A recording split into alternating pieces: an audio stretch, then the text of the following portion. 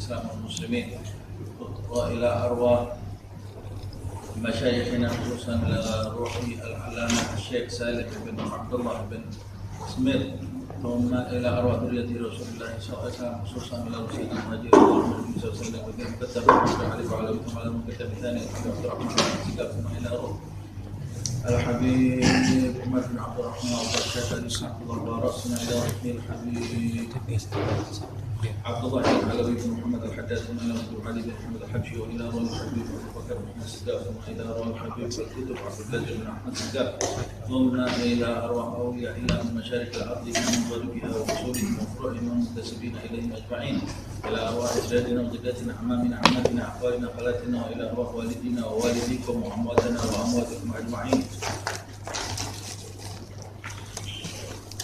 أن الله يغفر لهم ويرحمهم ويعلي درجاتهم في الجنة بكثير من مثوباتهم وضاعف حسناتهم وحفظنا بجاههم وينفعنا بهم ويهد علينا من بركاتهم وأسرارهم وأموالهم وعلومهم ونفعاتهم في الدين والدنيا والآخرة وأن الله يرزقنا علما نافعا وقلبا خاشعا ورزقا واسعا وعملا متقبلا أن الله يحفظنا يحفظ أولادنا يحفظ أصحابنا من جميع الكتاب من جميع الأمراض من جميع الذنوب ومن جميع البلاء والوباء والمصيبة ظاهرها وباطنها كبيرها وصغيرها يفتح علينا فتوح العارفين فتوح المطلق فتوح المبين يطول أعمارنا في صحة وعافية ويختم لنا بالحسنى يشفي مرضانا ويعافي مبتلانا ويطول أعمارنا في صحة وعافية وإلى حضرة النبي محمد صلى الله عليه وسلم بسر الفاتحة. أعوذ بالله من الشيطان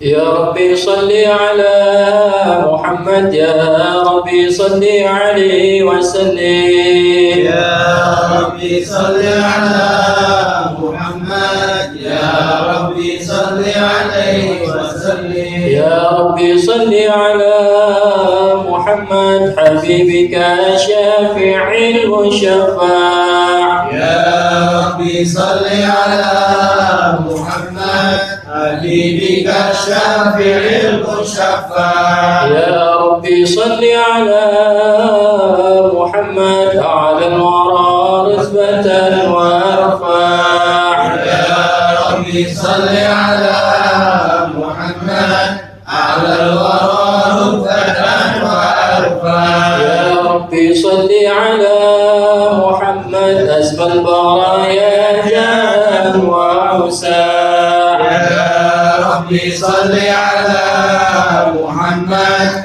أسمى البرايا جاء وأوسع يا ربي صل على محمد واسلك بنا ربي خير محيا يا ربي صل على محمد واسلك بنا ربي خير محيا يا ربي صل على محمد وعافنا واشف كل موجع يا ربي صل على محمد وعافنا واشف كل موجع يا ربي صل على محمد واصلح القلب واعفو وانفع يا ربي صل على محمد وأصلح القلب واعفو وانفع يا ربي صل على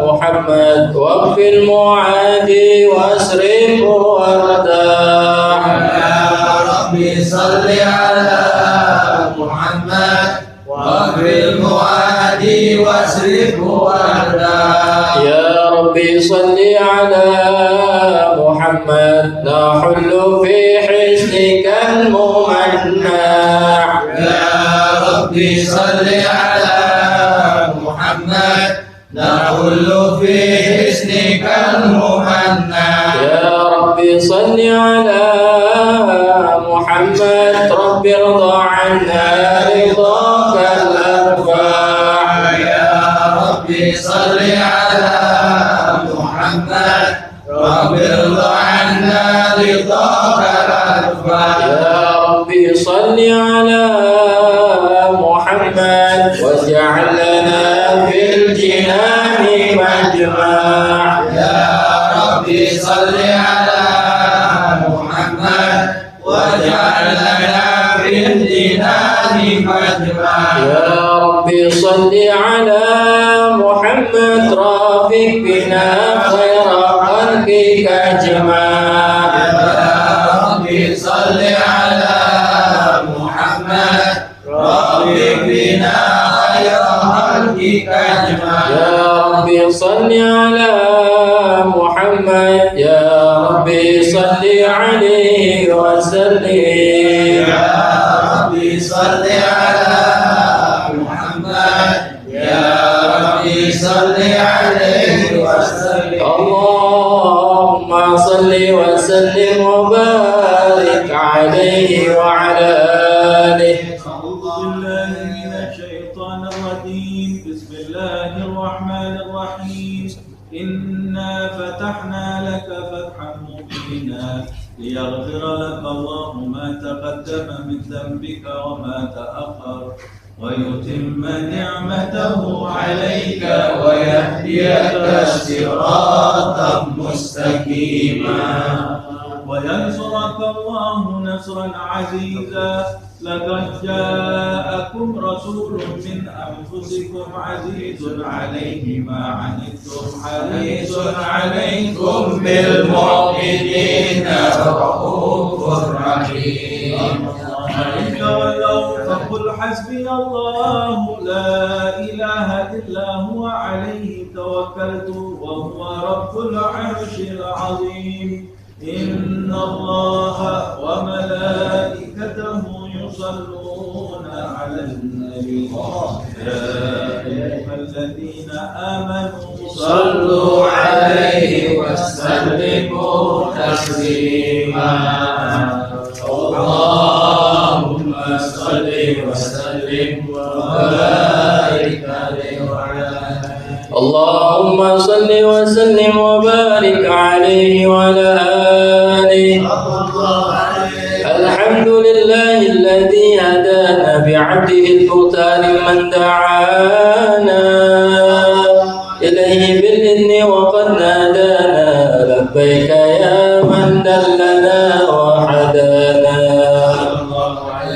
صلى عليك الله مبارك الذي بك يا مشفع خصنا وحبانا معانك الأطهار معلل سرك الأسماء فهم سبل النجاة حمانا وعلى صحابتك الكرام حماة دينك أسبحوا لوليهم عنوانا والتابعين لهم بصدق ما عدا حال المودة هيج الأشجار والله ما ذكر الحبيب لدى المحب إلا وضحى والها النشوانا أين المحبون الذين عليهم بذل النفوس مع النفائس هانا لا يسمعون بذكر طه المصطفى إلا بهم تعشوا وأذهب رانا فاحتاجت الأرواح تشتاق اللقاء وتحن تسأل ربها الرضوانا حال المحبين كذا فاسمع إلى سيال المشفع والهب الأذانا وانصت إلى أوصاف طه المجتبى واهدر لقلبك يهتدي وجدانا يا ربنا صل وسلم دائما على حبيبك من إليك دعانا اللهم صل وسلم وبارك عليه اللهم صل وسلم وبارك عليه وعلى آله نبأنا الله فقال جاءكم نور فسبحان الذي أنبانا والنور ضاع عبده من به في ذكره مولانا ورحمة المولى تأمل قوله فليفرحوا واكتب به فرحانا مستمسكا بالعروة الوثقى ومعتزما بحبل الله من أنشانا واستشيرا أنوار من قيل متى كنت نبيا قال آدم كان بين التراب وبين ماء فاستفق من غفلة عن ذا وكن يعضانا واعبر إلى أسرار ربي لم يزل يذكرني بين الخيار مصانا لم تفترق من سبتين إلا أنا في خيرها حتى بروزي أنا فأنا خيار من خيار قد خرجت من نكاه الإله يصانا طهره الله حماه اختره وما بارك مثله إنسانا وبحبه وبذكره ونصره والتوكيل رب العرش قد أوصانا يا ربنا صل وسلم دائما على حبيبك من إليك دعانا اللهم صل وسلم وبارك عليه اللهم صل وسلم وبارك عليه وعلى آله هذا وقد نصر الإله نعوته في الكتب بينها لنا تبيانا أخذ ميثاق النبيين لما آتيتكم من حكمة إحسانا وجاءكم رسولنا لتؤمنن وتنصرون وتصبحون أعوانا قد بشروا أقوامهم بالمصطفى أعظم بذلك رتبة ومكانا فهو وإن جاء الأخير مقدم يمشون تحت لواء من نادانا يا أمة الإسلام أول شافع ومشفع لنا قد لا توانى حتى هنا ترفع وسل تغطى وقل يسمع لقولك نجم فخرك بانا ولواء حمد الله جل بيدي ولأولا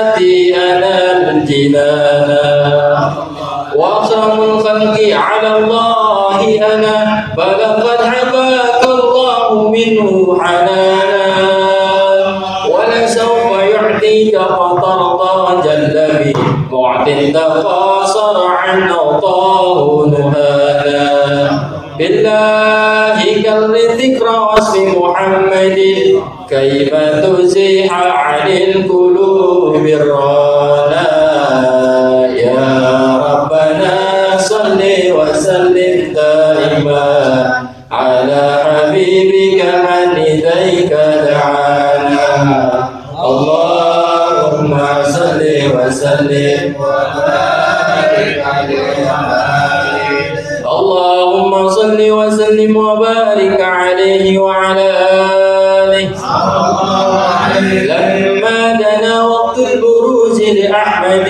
عن إذن من ما شاءه قد كان حملت به الأم الآمنة بنت وهب بل لها أعلى الإله مكانا من والد المختار عبد الله بن عبد المطلب رأى البرهانا قد كان يذكر نور طه وجهه وسرى إلى الابن المسون عيانا وهو ابن هاشم الكريم شبن عبد مناف ابن قصي كان والده يدعى جيما شانه قد تلاعب بذلك شانا واحفظ أصول المصطفى حتى ترى في سلسلة وصوله عدنانا، فهناك كف واعلم برفعه ذا إسماعيل كان للأبي معوانا. وحينما حملت به آمنة لم تسك شيئا يأخذ النسوانا، وبها أحاط اللب من رب السماء أقصى اللذى والعمى والأحزانا. ورأت كما قد جاء ما علمت به أن المهيمن شرب الأخوانا بالدهر ما في بطنها فاستبشرت ودنا المخاط فأدرعت رضوانا. سبحان الله والحمد لله ولا إله إلا الله والله أكبر. سبحان الله والحمد لله ولا إله إلا الله والله أكبر. سبحان الله والحمد لله ولا إله إلا الله والله أكبر. سبحان الله والحمد لله ولا إله إلا الله والله أكبر. ولا حول ولا قوة إلا بالله العلي العظيم. في كل لحظة أبدا عدد خلقي ورضا نفسي وزنة عرشي ومداد كلماتي. وتجلت الأنوار من كل الجهات فوقت ميلاد المشفع حانا. وقبيل الفجر أبرج شمس الهدى ظهر الحبيب مكرما ومصانا. صلى الله على محمد صلى الله عليه وسلم. صلى الله على محمد صلى الله عليه وسلم. يا نبي سلام عليك، يا رسول سلام عليك، يا حبيب سلام عليك، يا رسول الله صلوات الله عليك.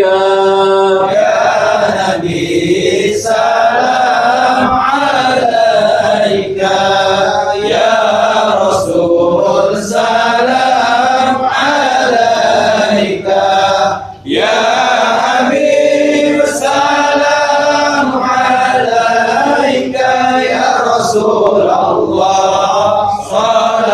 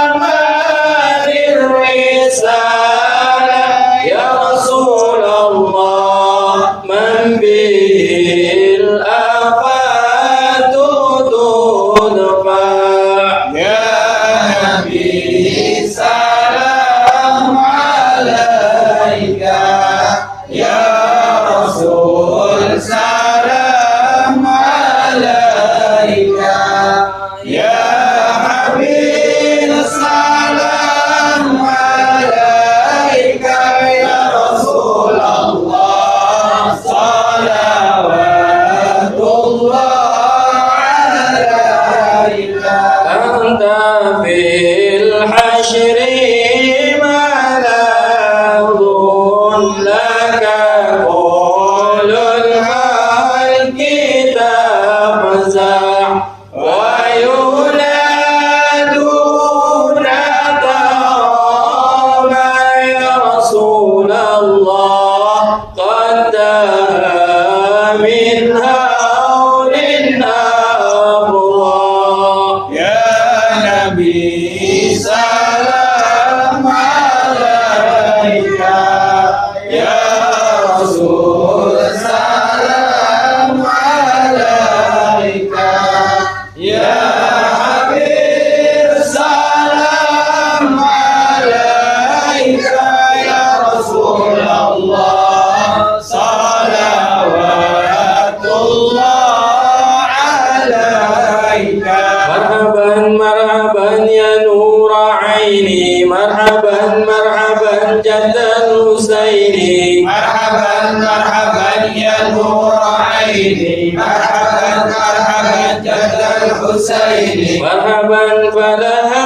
أنت فتسجد مرحبا وتنادى اشفع تشفع مرحبا مرحبا يا نور عيني مرحبا مرحبا جد الحسين مرحبا فعليك الله صلى مرحبا ما بدا النور وشعشع مرحبا مرحبا يا نور عيني مرحبا مرحبا جد الحسين مرحبا وبك الرحمن نسأل مرحبا وإله العرش يسمع مرحبا مرحبا يا نور عيني مرحبا مرحبا جد الحسين ربي فاغفر لي ذنوبي يا الله ببركة الهدي المشفع يا الله ربي فاغفر لي ذنوبي يا الله ببركة الهدي المشفع يا الله يا عديم المن يا رب يا الله شملنا بالمصطفى اجمع يا الله ربي فاغفر لي ذنوبي يا الله ببركة الهدي المشفع يا الله وبه فانظر إلينا يا الله واعتنا به كل مطمع يا الله ربي فاغفر لي ذنوبي يا الله ببركة الهدي المشفع يا الله واكفنا كل البلايا يا الله وادفع الآفات وارفع يا الله ربي فاغفر لي ذنوبي يا الله ببركة الهدي المشفع يا الله صلى الله على محمد صلى الله عليه وسلم صلى الله على محمد صلى الله عليه وسلم واسقنا يا رب جسنا بحياة الحطال يهمع صلى الله على محمد صلى الله عليه وسلم واختم العمر بحسنها واحسن العقبى ومرجع صلى الله على محمد صلى الله عليه وسلم وصلاة الله تغشى له الأسود تجمع صلى الله على محمد صلى الله عليه وسلم أحمد ترى وآله وصحابة ما سنشاء صلى الله على محمد صلى الله عليه وسلم اللهم صل وسلم وبارك عليه وعلى آله اللهم صل وسلم وبارك عليه وعلى آله ولد الحبيب فهر حالا ساجدا لله من أنسانا وبرانا ورعاية المولى تحيط بأحمد في كل حين باطنا وأيانا قد أرد وضعته الأم ثم سويبة وحليمة منسوبها قد بانا قد بشرت سويبة سيدها أبا لهب أعتقها فرحانا لم ينس خالقنا له فرحته بالمصطفى وبذا الحديث أتانا أن العذاب مخفف في كل اثنين لفرحته بمن وافانا هذا مع الكفر فكيف بفرحة من ذي فؤاد امتلأ إيمانا ورأت حليمة ما رأت من بركات محمد ما حير الأذهان در له سجي وقد كان ابنها يبيت يبكي مسكبا جيعانا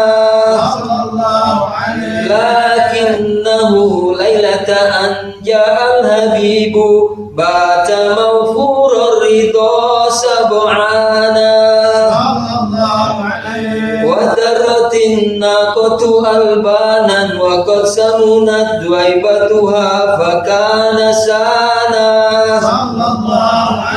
أنكره رفقتها وسلمت أشجار على مولانا سبحان من أنطق أشجارا وأحجارا تهيئ المصطفى سبحانا يا ربنا صل وسلم دائما على حبيبك من إليك دعانا اللهم صل وسلم وبارك عليه وآله اللهم صل وسلم وبارك عليه وعلى آله هذا وقد نسأ الحبيب بسيرة مرضية وما أتى إسيانا ترعاه عين الله من أدبه أحسن تأديب النبي إحسانا فنسى صدوقا محسنا دائفة وفتوة وأمانة معوانا داهمة وسجاءة وتوكل ومكارم لا تنتسي حسبانا دعي الأمين وهو في أهل السماء نعم الأمين له المؤمن صانا ذهبت به الأم تزور أباه في طيبة إذ فيها الهمام كانا والمصطفى في بطنها وقد أتى عليه 6 من سنيه الآن وقد أتاها الموت حين رجوعها فهباه عبد المطلب حنانا 2 وافاه الهمام فضمه أم ملى العتب عليه جنانا خطبته بنت خويلد في الخمس والعشرين آست بالمصفى إحسانا قد حقق المولى لها آمالها نالت سلاما عاليا ومكانا وهل مشكلة لوضع الحجر الأسود في الكعبة يسوع أبانا أنسئة الأكل ووقاد الحجاب سبحان من علمه وأعانا يا ربنا صل وسلم دائما على حبيبك من إليك دعانا اللهم صل وسلم وبارك عليه وعلى آله اللهم وسلم وبارك عليه وعلى آله. وأتاه جبريل بوحي الله في غار حراء يعبد الرحمن وضمه الثلاث ثم أرسله اقرأ وربك علم الإنسان. فدعا ثلاثا في خفا فأتاه أن اصدع بما تؤمر به إعلانا. كثر الأذى وهو الصبور لربه وهو الشكور وكان لا يتوانى.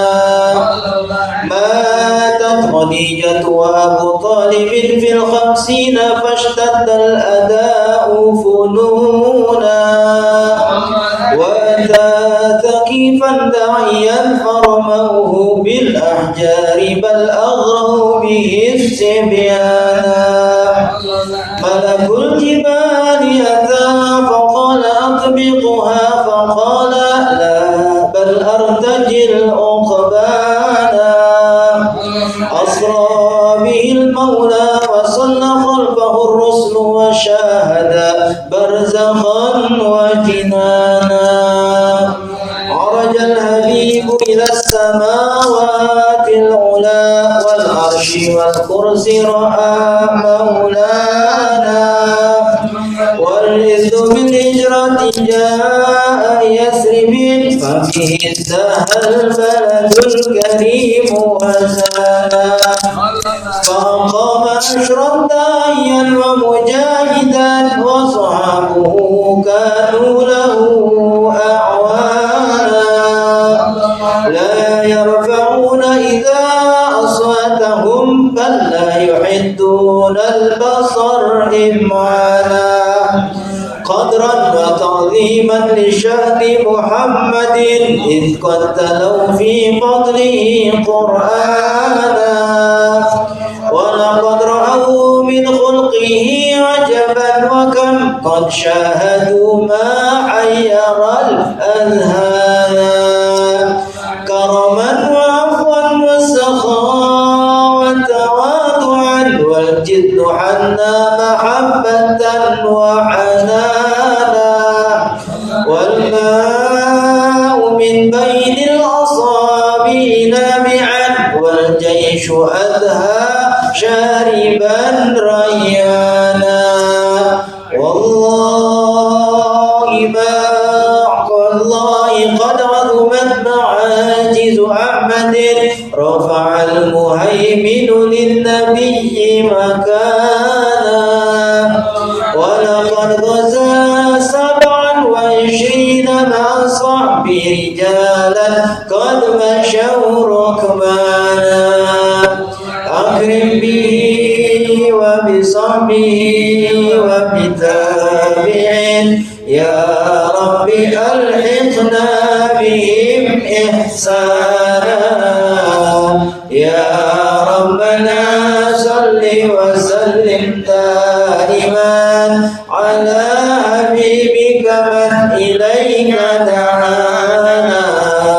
اللهم صل وسلم وبارك عليه وعلى آله. اللهم صل وسلم وبارك عليه وعلى آله. صلى الله عليه ولقد أشرت لنعت من أوصافه تحيي القلوب تهيج الأشجانا. والله قد أثنى عليه فما يساوي القول منا أو يكون ثنانا. لكن حبا في السرائر قد دعا لمديح صفوة ربنا وحدانا. وإذ امتزجنا بالمودة هاهنا نرفع أيدي فقرنا ورجانا. للواحد الأحد العلي إلهنا متوسلين بمن إليه دعانا. مختاره وحبيبه وصفيه زين الوجود به الإله حبانا. يا ربنا يا ربنا يا ربنا بالمصطفى اقبلنا أجب دعوانا أنت لنا يا ذخرنا في هذه الدنيا وفي أخرانا أصلح لنا الأحوال واغفر ذنبنا ولا تؤاخذ ربي إن أخطانا واسلك بنا في نهج طه المصطفى ثبت على قدم الحبيب خطانا أرنا بفضل منك طلعة أحمد في بهجة عين الرضا ترعانا واربط به في كل حال حبلنا وحبال من ودى ومن والانا والمحسنين ومن أجاب نداءنا وذوي الحقوق وطالبا أوصانا والحاضرين وساعيا في جمعنا نحن بين يديك أنت ترانا ولقد رجوناك فحقق سؤلنا واسمع بفضلك يا سميع دعانا وانصر بنا سنة طه في بقاع الأرض واجمع كل من عادانا وانظر إلينا واسقنا كأس الهنا واشفي وعافي عاجلا مرضانا واقضي لنا الحاجات واحسن ختمنا عند الممات وأصلحا عقبانا يا ربي واجمعنا وأحبابا لنا في دارك الفردوس يا رجوانا يا ربي واجمعنا وأحبابا لنا في دارك الفردوس يا رجوانا يا ربي واجمعنا وأحبابا لنا في دارك الفردوس يا رجوانا بالمصطفى صل عليه وآله ما حركت ريح الصبا أغصانا سبحان ربك رب العزة عما يصفون وسلام على المرسلين والحمد لله رب العالمين بسر الفاتحة.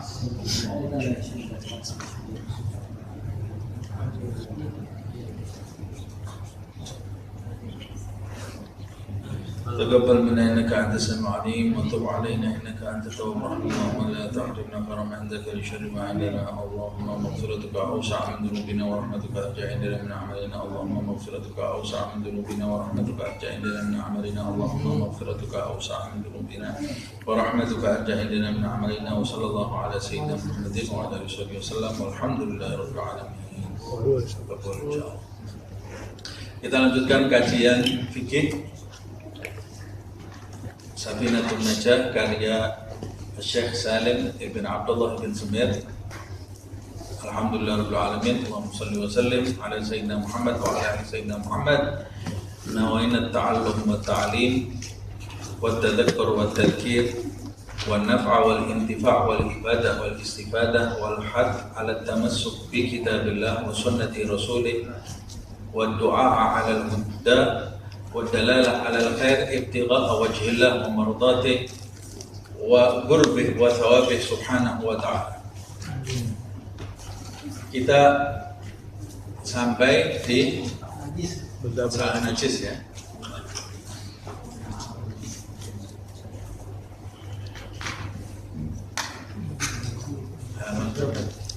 Halaman 43. Oh ya, 43. Benda-benda najis. Nah, ini dimulai najis. Kita sudah pernah membahas apa itu makna najis. Makna najis itu ada definisinya. Secara ta'rif definisi najis itu sudah pernah kita bahas. Ada juga definisi najis secara had, batasan-batasan najis. Itu definisi najis di dalam ilmu fikih. Kalau di dalam ilmu fikih najis itu batasannya akan kita pelajari nanti macam-macam najis itu. Dan selain macam-macam najis itu, maka dia adalah sesuatu yang suci.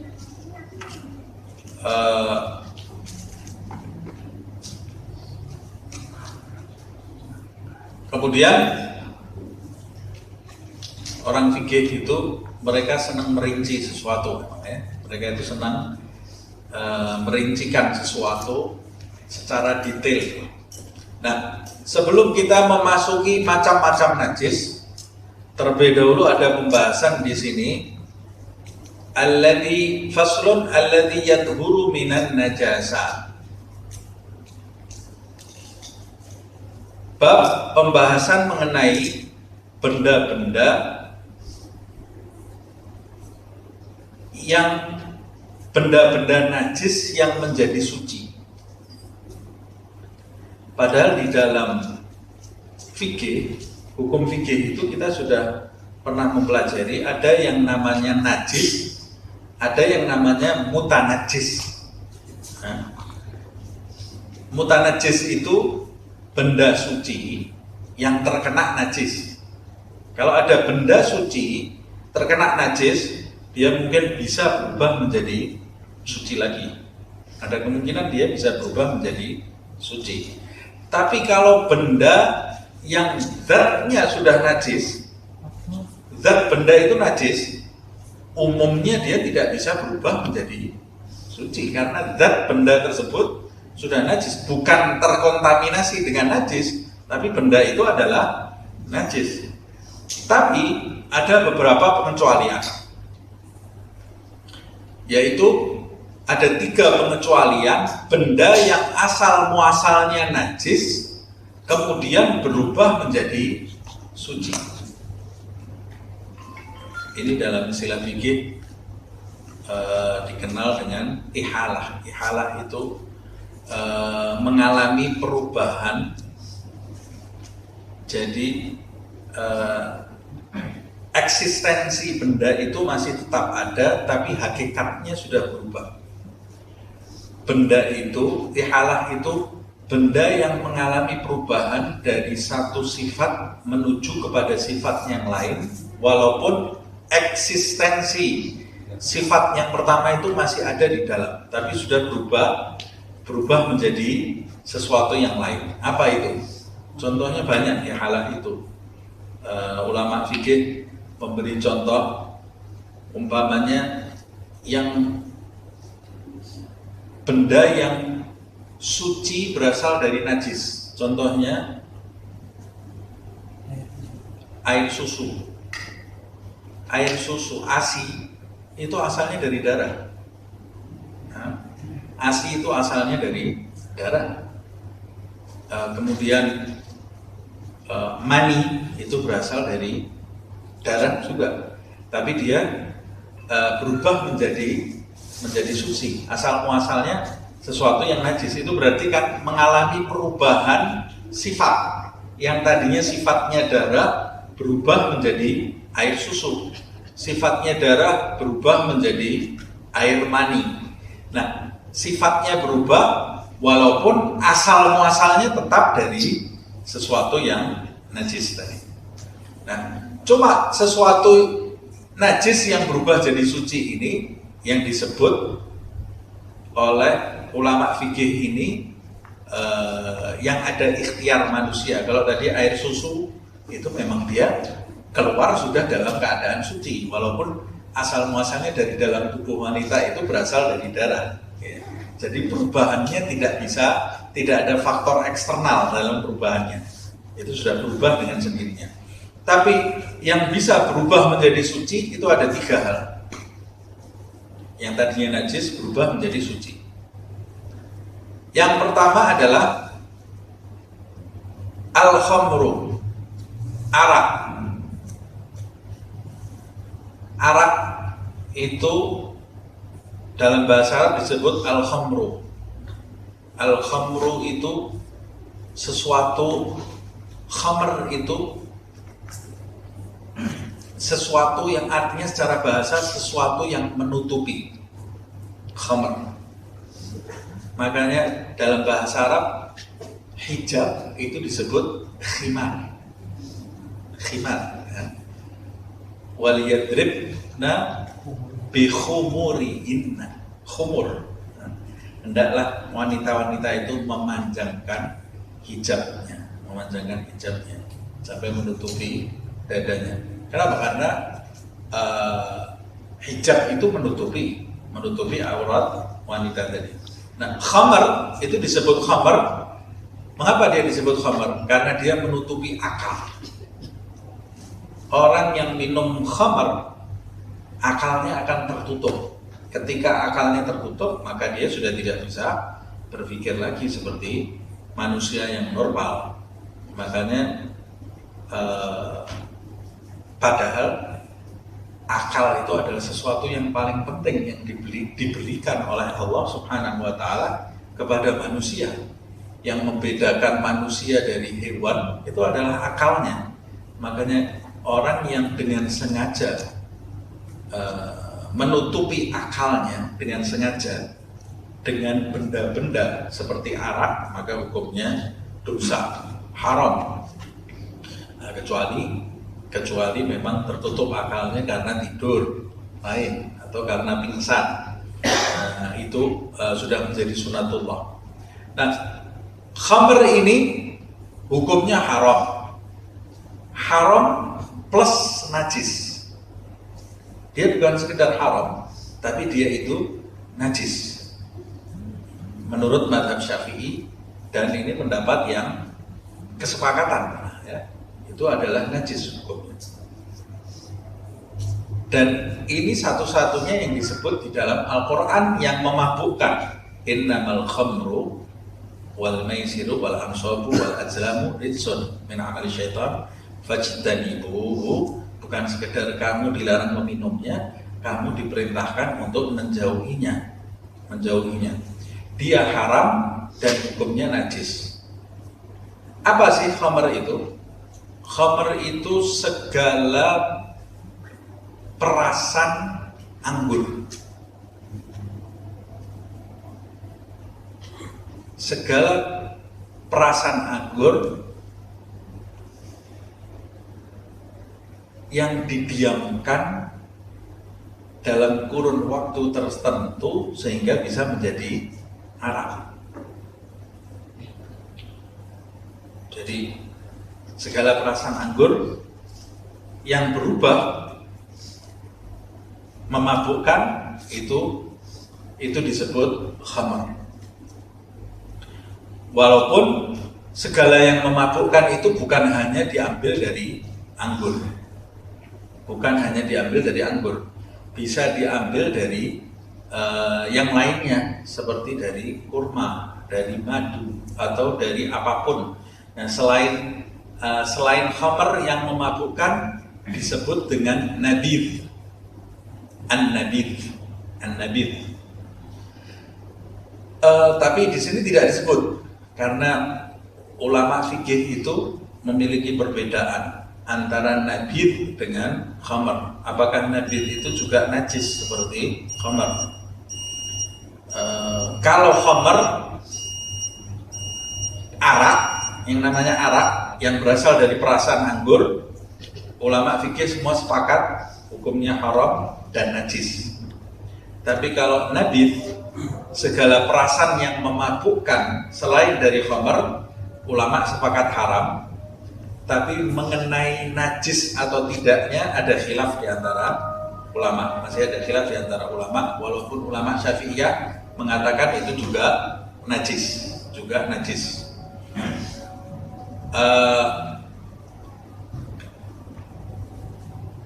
Jadi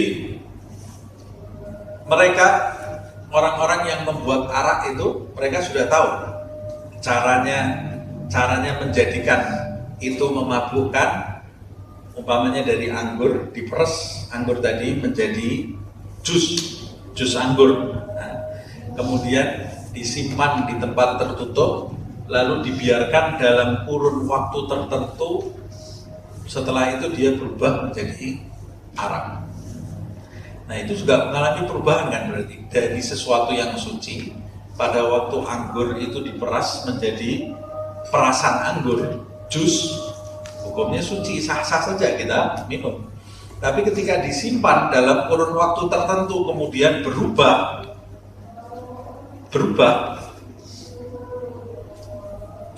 berubahnya seperti apa? Memabukkan itu istilahnya di dalam fikih itu sesuatu syiddah yang keras. Jadi kalau kamu minum, kamu akan merasakan sesuatu yang keras. Kalau kita mungkin soda gitu ya, soda itu kan kalau diminum kan keras, tapi kalau arak itu berkali-kalinya di atas soda itu. Wallahu alam. Nasallallahu alaihi, mudah-mudahan kita tidak pernah minum arak gitu ya. Ya itu bisa ditanyakan sama ahlinya. Salah satu ciri-cirinya arak itu rasanya keras. Yang kedua, menghasilkan ittirab. Ittirab itu menenangkan atau menyenangkan, menjadikan orang yang minum itu bahagia ketika minum arak tadi. Dan itu kebahagiaannya tentu saja kebahagiaan yang semu, karena akalnya tertutup, dia merasa permasalahannya itu hilang, padahal itu hilang hanya temporari saja. Kemudian akan timbul masalah yang baru nanti ya, akan timbul masalah yang baru.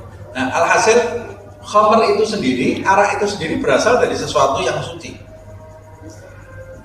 Tapi kalau umpamanya didiamkan lebih lama, proses yang sudah menjadi arak tadi bisa berubah menjadi cuka.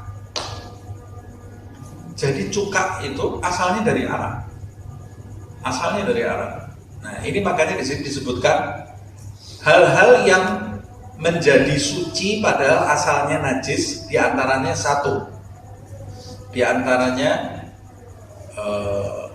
arak jika berubah dengan sendirinya. Lihat ini, arak tidak takhallalat, arak jika berubah menjadi cuka, maka cukanya itu menjadi halal. Cukanya menjadi halal walaupun asalnya dari arak. Nah, ini yang disebut tadi sifatnya menjadi berubah, jadi wujud baru menjadi cuka. Nah, itu orang yang biasa buat cuka dia pasti tahu. Orang Palembang ini paling suka cuka, kita baru dari Palembang, pasti dia cukup ya. Dia tahu kapan itu bisa berubah jadi cuka. Dia tahu sampai kurun waktu berapa. Kalau didiamkan beberapa minggu dia berubah jadi arak. Kalau dibiarkan beberapa minggu lagi dia akan berubah menjadi cuka. Baik yang berasal dari perasan anggur atau yang berasal dari perasan lain seperti kurma dan lain-lainnya atau yang lainnya ya. Tapi syaratnya binafsiha, jika arak tadi berubah menjadi cokak dengan sendirinya. Berarti ada arak yang berubah jadi cokak tapi tidak dengan sendirinya. Berarti ada campur tangan, Kalau arak itu berubah menjadi cokak dengan sendirinya, itu jelas cokak yang memenuhi syarat. Dia sudah menjadi halal, tidak menjadi haram lagi, tapi sudah berubah menjadi halal. Tapi kalau ada campur tangan itu bagaimana? Biasanya supaya arak itu berubah cepat menjadi cokak, biasanya oleh orang yang membuat cokak itu suka dicampur dengan sesuatu supaya lebih cepat berubah. Nah, kalau sudah ada campur tangan, itu ada perinciannya. Kalau dicampur arak itu supaya berubah jadi cokak, kejar target ini ya, supaya dia mau jualan cokak nih. Kalau saya tidak mencampur sesuatu, jadinya cokak kan lama. Nah, dia kejar target, dia campur arak tadi dengan benda asing. Nah, itu berarti ada perinciannya. Kalau pembuat cokak tadi mau mencampur arak tadi dengan benda asing supaya cepat berubah, berarti sudah tidak berubah dengan sendirinya.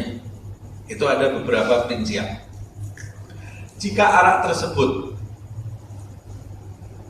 dirubah menjadi cokak, dicampuri benda najis, dicampuri kotoran apa supaya bisa cepat berubah, maka cokaknya tetap tidak halal. Walaupun sudah jadi cokak, cokaknya tetap tidak halal. 1. 2. Jika arak tadi dicampuri dengan benda suci,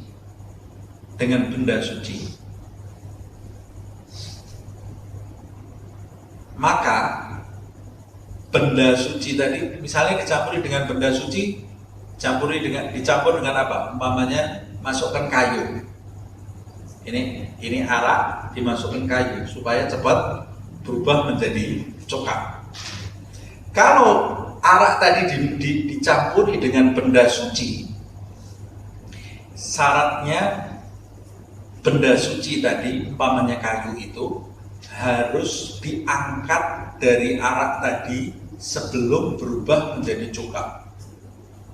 Jadi umpamanya dari perasan anggur halal, umpama ini ya, 2 minggu berubah jadi arak, 2 minggu berubah jadi arak.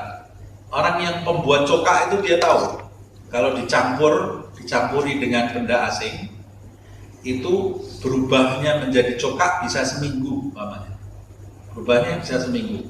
Nah, kalau benda asing tadi suci, boleh kamu campur dengan benda asing yang suci, tapi syaratnya berarti kalau berubahnya cokak seminggu, sebelum seminggu kamu sudah harus cabut benda suci tadi, supaya ketika berubah jadi cokak tidak ada benda apapun di situ. Nah, tapi kalau ketika berubah jadi cokak, benda tersebut masih ada di situ, maka cokaknya tadi menjadi terkontaminasi dengan najis. Sebab benda asing tadi yang ada di dalam arak itu ketika bercampur dengan arak kan dia sudah terkena arak. Kemudian araknya berubah jadi cokak, benda asingnya ini masih ada bekas araknya. Makanya bekas arak itu tercampur dengan cokak tadi, maka cokaknya menjadi terkontaminasi dengan najis. Kita sudah belajar di pertemuan yang lalu, zat cair kalau ternajisi maka tidak ada cara untuk menyucikannya. Paham maksud saya? Nah, jadi kalau mau merubahnya dengan mencampuri dengan benda asing, syaratnya 1, suci. 2, benda asing itu harus diangkat sebelum arak tersebut berubah jadi cokak.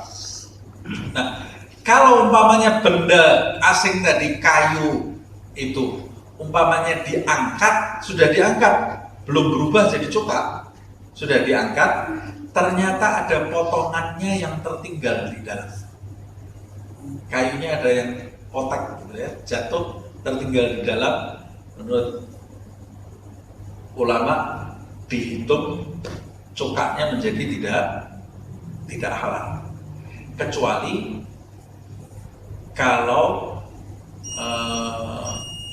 benda asing yang tertinggal itu bagian dari anggur tersebut, umpamanya ada sisa-sisa biji anggur atau tangkainya tertinggal di dalam, itu kan juga benda asing itu. Jadi waktu diperes dia, anggurnya diperes itu ada biji-biji yang tertinggal, ada tangkainya yang tertinggal, berubah jadi arak. Berarti kan biji anggur dan tangkainya tadi sudah bercampur dengan arak, lalu berubah jadi cokak. Cokaknya berarti kan terkena biji tadi yang sudah bercampur dengan arak, itu termasuk benda asing. Ini merusak cokaknya atau tidak? Menurut Ibn Hajar tidak merusak. Kalau sedikit tidak merusak. Menurut Imam Romli merusak. Begitu juga kalau perasannya dari kurma, umpamanya bijinya kurma tertinggal. Kalau perasannya dari kurma kan pasti ada 1-2 biji yang tertinggal. Ketika kurma itu berubah menjadi arak, berarti bijinya sudah bercampur dengan arak. Nah, itu bagaimana? Menurut Ibn Hajar tidak ada masalah. Menurut Imam Romli itu tetap bermasalah. Ini yang pertama. Yang kedua adalah jildul maitah. Ini satu bab saja ya. Jildul maitah. Yang berubah jadi suci, yang kedua adalah jildul maitah. Kulitnya bangkai. Syaratnya kulit bangkai itu hukumnya najis atau suci? Najis. Kulitnya bangkai najis. Bangkai itu najis, dagingnya najis, kulitnya juga najis. Kulitnya juga najis. Kalau hari raya kurban nanti nyembelih kambing, nyembelih sapi. Karena dia disembelih, apa sih? Bangkai itu apa sih?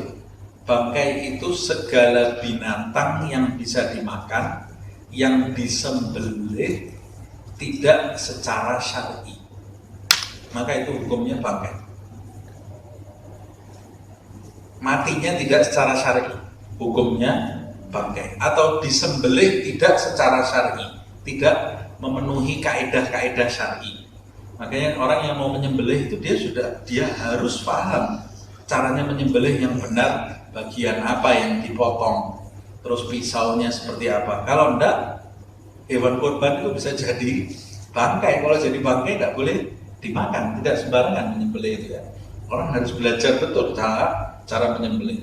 Begitu dia salah menyembelih, mati sebelum terputus dua urat besar yang ada di leher ini. Sebelum terputus, hewannya sudah mati, kehabisan darah, maka berubah jadi bangkai. Ada cara-caranya. Nah, hewan yang sudah menjadi bangkai, maka hukumnya haram dimakan dan najis. Nah, kalau najis itu berarti tulangnya najis, dagingnya najis, kulitnya najis, bulunya juga najis. Bulunya hewan itu juga najis. Nah, permasalahannya ada pengecualian. Kalau hewan bangkai itu, kalau hewan sesembelihan dengan cara yang benar, kulitnya boleh kamu pakai langsung. Kamu pakai sholat langsung boleh. Dibersihkan darahnya, kulit kambing boleh. Terus kamu bawa sholat, Allahu Akbar, sah nggak sholatnya? Sah karena suci. Dagingnya, daging kambing itu habis disembelih, kamu taruh di plastik, kamu kantongi, Allahu Akbar, sholat. Sah nggak sholat? Bawa daging mentah ini, sah tidak? Sah karena daging mentah itu suci. Kalau tidak suci kamu tidak boleh makan. Suci daging itu ya. Makanya ada ceritanya, satu orang habis dari pasar beli daging mentah. Waktu dia pulang di pasar, lihat ada jenazah lewat, ngikut jenazah dia. Dia sholat jenazah, dagingnya itu dimasukkan di kantong. Sholat jenazah. Sah nggak sholat jenazah? Sah. Pulang sampai rumah, mau bilang di istrinya, ini masak daging ini. Dimasak dagingnya, kayu bakar serumah, habis dagingnya mentah terus, tidak matang-matang. Habis kayu bakar, tetap mentah dagingnya. Ini kamu beli daging apa kamu? Ya beli daging di pasar saya, kata dia. Akhirnya karena tidak matang-matang itu daging, orang ini bawa daging tetap mentah, tidak terbakar sama sekali. Orang ini bawa ke seorang ulama yang ada di kampung itu, ditanya, saya beli daging kok aneh ini, dibakar tidak bisa mentah. Kata ulama tadi, kamu habis beli daging kemana tadi? Cuma ada jenazah, tadi saya ikut menyolatkan jenazah. Kata dia, oh jenazah yang kamu sholatkan ini bukan jenazahnya orang sembarangan. Kamu tadi sedang menyolatkan jenazahnya Habib Hasan bin Shalih Al-Bahar. Nah, siapa yang menyolatkan jenazahnya diampuni Allah, tidak disentuh jasadnya dengan api neraka. Nah, man shalla ala maghfur ghufira. Nah, siapa yang menyolatkan jenazahnya orang yang diampuni Allah, yang menyolatkan ini dosanya diampuni semua. Kalau yang kita sholatkan jenazahnya wali, bukan cuma diampuni, ada keistimewaan lain ya. Nah, ini kan tadi saya bicara ini bawa daging, ini orang ini bawa daging sholat jenazah itu tetap sah gitu ya, tetap sah sholatnya. Nah ini yang jadi masalah kalau bangkai. Bangkai, dagingnya bangkai tidak bisa berubah jadi suci, tulangnya tidak bisa berubah jadi suci. Yang bisa berubah jadi suci hanya kulitnya, hanya kulitnya. Syaratnya harus didabek, dabek itu disamak, kulitnya harus disamak. Kulit binatang apa ini? Binatang ternak, binatang liar, binatang yang bisa dimakan, atau binatang yang tidak bisa dimakan sekalipun, kalau disamak kulitnya boleh digunakan untuk pakaian atau untuk sabuk atau untuk dompet atau untuk sepatu, tapi syaratnya harus disamak terlebih dahulu. Nah, samaknya ini harus memenuhi syarat-syaratnya. Nah, yang agak repot ini kalau mazhab Syafi'i. Mazhab Syafi'i ini agak repot. Ya. Kenapa repot? Mazhab Syafi'i ini menyamak kulit itu harus bagian dalam kulitnya dari dua wajah. Kan bagian wajah yang satu kan yang menghadap ke daging. Itu biasanya ada syaham, ada lemak-lemaknya. Itu yang harus dihilangkan. Caranya menghilangkan pakai apa? Caranya menghilangkan bisa macam-macam. Ada metodenya itu apa? Penyamak itu tahu. Di antaranya kalau di fikih menggunakan kotoran burung dara. Kotoran burung dara itu yaldak. Yaldak itu rasanya pedas dan panas sekali. Kalau dicampurkan di situ, kemudian jadi kering, nanti di kelentek ini bisa habis semua itu sahamnya itu ya. Ustaz kok tahu proses menyamak, pernah menyamak? Enggak, saya tidak pernah menyamak, cuma baca saja di fikih. Jadi makanya lebih pahamnya nanti tanya sama orang yang pandai menyamak gitu ya. Tapi di antaranya syarat-syaratnya itu harus dengan cara seperti itu. Nah, tapi masalahnya Imam Syafi'i ini mengatakan bulunya hewan yang sudah menjadi bangkai itu najis. Jadi kalau mazhab Syafi'i mau menyamak kulit itu, bagian yang menempel di daging harus disamak, dan bagian yang ada bulunya itu harus dikerik semua bulunya. Bulunya ini harus dihilangkan, harus hilang.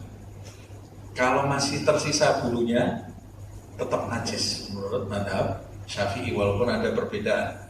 Kalau Ibn Hajar bilang kalau tersisa sedikit saja, titik-titik sedikit menjadi suci, mengikut ikut kesucian kulitnya tadi setelah didabek atau disamak.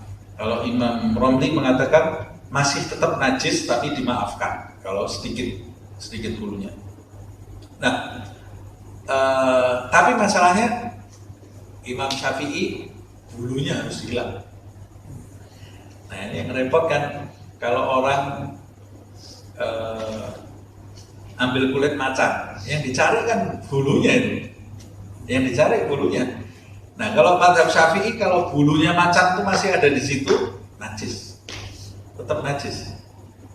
Kata seorang mazhab Maliki, kalau mazhab Maliki bulunya suci, mazhab Maliki bulunya suci, makanya mazhab Maliki itu katanya ada satu orang mazhabnya Maliki, makanya mazhab Maliki itu laku keras di Afrika, karena Afrika banyak raja-raja itu senang pakai kulit macan, kulit ini. Kalau mazhab Maliki bulunya macan itu suci, bulunya kucing suci. Kalau Imam Syafi'i tidak, kalau sudah bangkai itu najis sampai bulu-bulunya harus dibersihkan bulu-bulunya.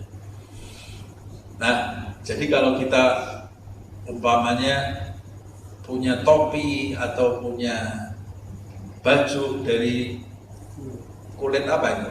Yang ada bulunya, kelinci atau rubah atau apa. Kelinci kalau disembelih secara syar'i suci. Bulunya jadi suci kan? Kalau disembelih secara syar'i, kelinci itu halal dimakan. Kalau disembelih secara syar'i jadi suci. Tapi kalau bangkai harus digabek. Kalau masih ada bulunya atau rubah, biasanya suka ada rubah ya, daerah Moskow atau apa itu suka pakai rubah, bulunya dibiarkan buntutnya, dibiarkan, dia tetap najis. Kalau itu bercampur dengan keringat, dia keluar keringatnya, bulunya nempel, ya kulitnya jadi ternajisi. Menurut mazhab Syafi'i. Yang terakhir sebagai penutup, yang berubah menjadi suci dari sesuatu yang najis adalah wama sara hayawanan. Wama sara hayawanan itu binatang atau makhluk hidup yang muncul dari najis. Ini gimana nih makhluk hidup yang muncul dari najis? Umpamanya bangkai atau daging. Kalau kita biarkan busuk, muncul belatung dari situ. Bangkai, daging bangkai. Daging bangkai itu kan najis. Tapi kemudian belatung yang muncul ini loh ya. Ahli fikih ini senangnya cari yang seperti ini. Bangkainya, daging bangkainya najis. Kalau kamu sentuh, kamu terkena najis, harus suci. Cuma belatung yang muncul dari bangkai ini hukumnya apa? Ulat yang muncul dari bangkai. Ini kalau tersentuh kamu, umpamanya ulatnya loncat masuk ke kantong baju kamu, masih hidup umpamanya ya. Ulatnya asalnya dari mana? Dari bangkai. Ulatnya ini najis atau tidak? Tidak. Nah, ulatnya ini suci. Ulatnya suci. Nah, ini salah satu contoh wama sara hayawanan, walaupun sebagian ulama menganggap ini tidak tepat dijadikan contoh. Wama sara hayawanan itu tidak tepat dijadikan contoh karena masih ihtimal. Ihtimal itu ulama berbeda pendapat. Sebab belatung yang muncul dari bangkai itu dia memang sudah ada di dalam bangkai itu. Kalau yang kita ketahui di dalam ilmu pengetahuan kan larva itu ya, dia telurnya sudah ada di situ. Jadi kemudian menetas jadi belatung tadi. Nah, tapi wallahu a'lam, ulama ini berbeda pendapat. Apakah belatung atau ulat yang keluar dari bangkai itu tercipta, Allah menciptakan ulat itu dari bangkai, atau ulat itu diciptakan di dalam bangkai? Beda loh ya. Ulat itu diciptakan di bangkai, di dalamnya bangkai, atau ulat itu diciptakan berasal dari bangkai. Kalau ulat itu diciptakan oleh Allah di dalam bangkai, berarti ini tidak masuk dalam kategori wama sara hayawanan. Tidak masuk dalam yang ketiga ini. Nah, jadi yang ketiga ini sebetulnya sebagian ulama mengatakan sepantasnya ini tidak dimasukkan ke dalam bab yang berubah menjadi suci dari sesuatu yang halal, karena yang ketiga ini masih ada kebimbangan di antara para ulama sendiri. Nah, ini kita masuk ke bab awal najis. Sebagian sudah kita pelajari di pertemuan yang lalu. Nanti kita di pertemuan yang akan datang, insya Allah sehat walafiat, akan mempelajari macam-macam najis. Nah, ini sesuatu yang berubah dari najis menjadi suci, yang melalui proses ikhtiar manusia. Nah, sedangkan yang tidak melalui proses, tadi saya kasih contoh darah berubah jadi air susu ibu, berubah jadi mani. Ada lagi misik, minyak misik. Minyak misik itu apa? Minyak kasturi ya. Minyak kasturi itu asalnya dari darah rusa. Jadi rusa itu dia itu suka keluar kayak apa? Kutil, keluar kutil. Kutil tau? Kutil bahasa Indonesia apa? Kutil juga kan? Mata ayam. Kutil. Bukan, kalau tumor kan ganas gitu ya. Daging tumor. Nah, ada kan biasa kayak keluar kutil gitu ya. Nah, terus dia itu gatal. Rusa itu gatal, digaruk-garuk nanti pakai kakinya. Biasanya keluar di lehernya atau keluar di bawah perutnya. Kemudian lama-lama nanti membesar begitu sampai terpisah dari tubuhnya, dari lehernya. Terpisah itu biasanya nanti jatuh di tanaman, jatuh di tempat dia biasa berkeliaran di situ. Jadi orang itu kemudian mencari darah kotor itu sebetulnya. Minyak kasturi itu dari darah kotor rusak. Darah itu kan najis zatnya, tapi dalam hal ini suci karena manusia senang sama Allah, dihalalkan. Nah, itu dia ambil, bayangkan itu diambil cuma 1 tetes darahnya itu, kemudian dimasukkan ke minyak wangi, makanya harganya mahal. Dan itu kemudian diproses, lalu dalamnya jadi minyak wangi yang paling wangi. Nah, jadi misik atau kasturi. Kata Abdullah bin Al-Haddad, manusia ini yang mau disombongkan apa? Minyak wangi yang paling disukai asalnya dari darah. Asalnya dari darah. Ini Allah mau menunjukkan rendahnya dunianya. Baju yang paling bagus dipakai manusia asalnya dari iler, dari air liurnya ulat. Dari ilernya ulat. Baju yang paling bagus, yang paling mahal. Kalau iler kita tidak ada harganya. Air liurnya ulat itu jadi baju yang paling mahal yang dipakai manusia. Obat sekarang kalau ulama fikih tahu zaman ini ditambah lagi obat dari air liurnya burung walet itu jadi obat. Ada lagi minuman yang paling segar yang bisa menjadikan tubuh kita fresh, kuat dari kotorannya lebah. Kotorannya lebah, madu. Madu itu dari kotorannya lebah itu. Keluar dari saluran lubang kotorannya lebah, kita minum, harganya bisa juta-jutaan. Kotoran kita buang, tidak ada yang mau. Nah, ini menunjukkan dunia ini memang rendah. Yang dikejar manusia itu kotor semua, berasal dari darah, dari air liur, dari kotoran tadi. Semoga Allah Subhanahu wa Ta'ala menjadikan kita hamba-hamba yang bertakwa, terutama di 10 hari awal bulan Dzulhijjah ini. Semoga Allah Subhanahu wa Ta'ala tidak mengharamkan keberkahan 10 awal Dzulhijjah ini, dan menjadikan kita termasuk hamba-hambanya yang mendapatkan bagian besar dari Allah Subhanahu wa Ta'ala di 10 hari awal ini.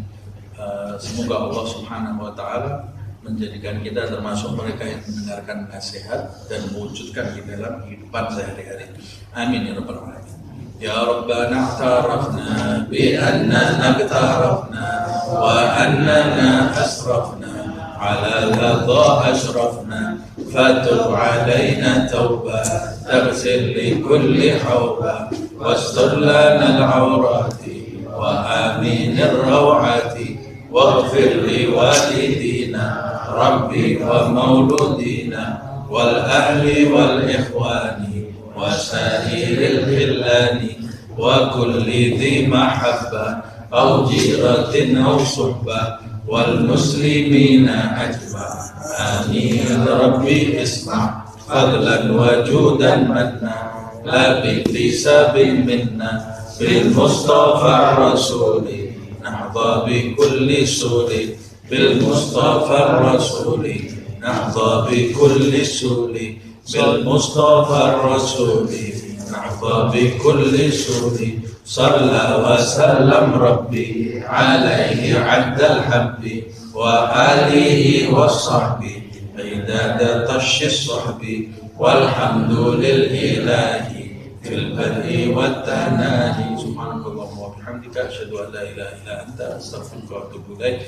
سبحان ربك رب العزة عما يصفون وسلام على المرسلين والحمد لله رب العالمين والعفو.